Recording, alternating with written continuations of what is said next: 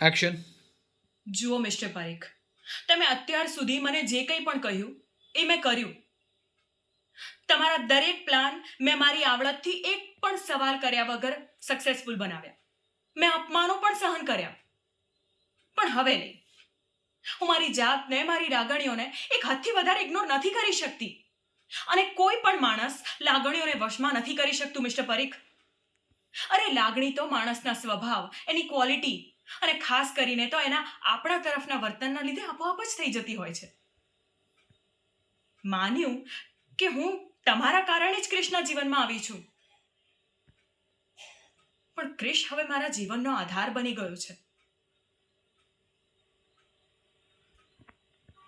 મને રાધા પ્રત્યે કોઈ ફરિયાદ કે અણગમો નથી, બટ સોરી, હવે ક્રિશને હું મારાથી દૂર નહીં રાખી શકું. શ્યામા, તું તારી હદમાં રહે ને ક્રિશથી દૂર રહેજે, નહીતર વોટ? ધમકી આપો છો તમે મને? ભૂલશો નહીં કે તમને અત્યાર સુધી મળેલી દરેક જીત મારા કારણે છે.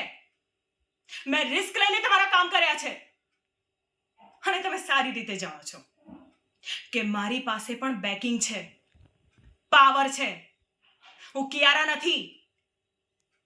તમારા પેતરા મારી આગળ નહીં ચાલે.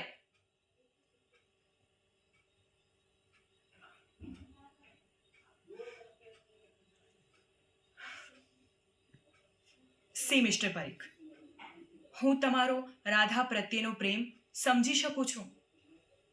એક બાપ તરીકે તમે રાધા માટે જે કંઈ પણ કરી રહ્યા છો એ બરાબર છે, યોગ્ય છે. અને જેટલી જલ્દી તમે હકીકતને સ્વીકારી લેશો ને, એટલી જ જલ્દી તમે આ દ્વિધામાંથી બહાર આવી જશો.